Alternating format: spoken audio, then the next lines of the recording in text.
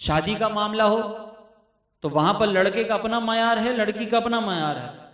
लड़का आपसे पूछा जाए कि तुझे शादी करनी है, लड़की कैसी चाहिए, तो वो अपनी कोई हूर परी का तस्वुर आपको सामने से पेश करेगा कि लंबे लंबे बाल हो, मेरे कद से इतनी छोटी हो, पढ़ी लिखी हो, ये हो वो हो। दीनदारी, हाँ ठीक है, पर बहुत ज्यादा मुल्लानी ना हो, पता चला हर वक्त घर के अंदर बुर्का पहन के बैठी भी होगी तो मेरे से मसला हो जाएगा। बहुत ज्यादा मुल्लानी ना हो तो क्या हो, बाइक पे साथ बेपर्दा बैठकर पूरे मोहल्ले में घूमने वाली चाहिए, शादियों में डांडिया के नाम पर नाचने वाली चाहिए, कैसी औरत चाहिए तुम्हें? कभी इस पर गौर किया? अपना मयार बनाया हुआ है, शरीयत ने क्या मयार दिए, कभी इस पर गौर किया नौजवान ने? सरकार अलैहिस्सलातु वस्सलाम ने फरमाया कि औरत से 4 चीजों की बुनियाद पर निकाह किया जाता है, उसके माल की वजह से, उसके हसब नसब की वजह से, उसके हुस्न की वजह से और उसके दीन की वजह से। सरकार अलैहिस्सलाम ने फरमाया तुम उसके दीन को तरजीह दो।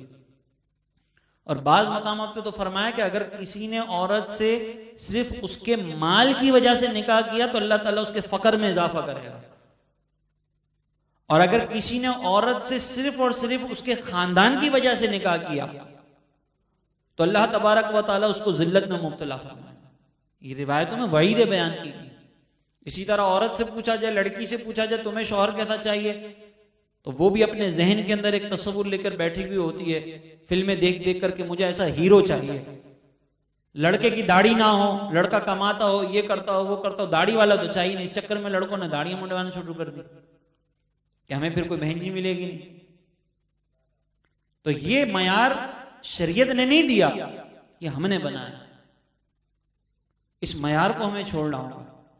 सोचिए ना कि जो सहाबा ऐसा काम कर रहे थे कि जो गुनाह नहीं है, अल्लाह और उसके हबीब ने उनके उस मयार को भी रद्द कर दिया कि नहीं, तुम्हारा ये मयार है, शरीयत का ये मयार नहीं है।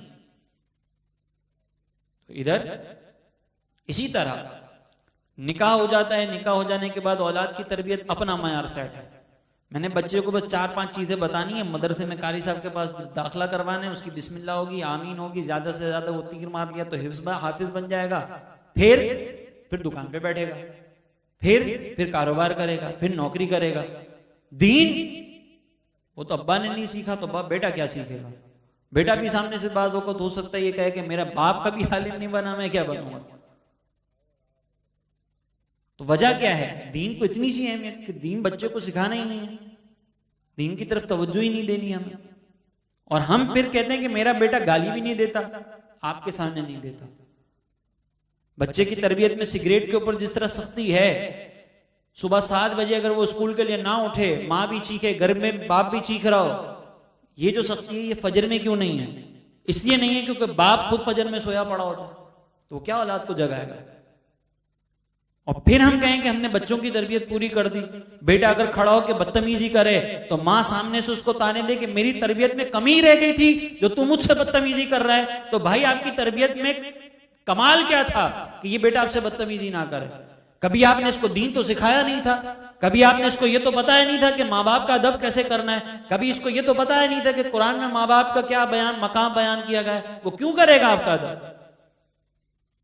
अपने नफसानी ख्वाहिशात के मुताबिक उसको दबा के रखा था आपने, वो क्यों करेगा आपका अदब? आपको यही नहीं पता था कि औलाद के क्या हुकूक हैं? सारी जिंदगी माँ ने बाप ने ब्लैकमेल जरूर किया था कि हम तुम्हारी माँ हैं, हम तुम्हारे बाप हैं, हमारा हुक्म तुम मानो, लेकिन औलाद के हुकूक वो माँ बाप को पता ही नहीं होते।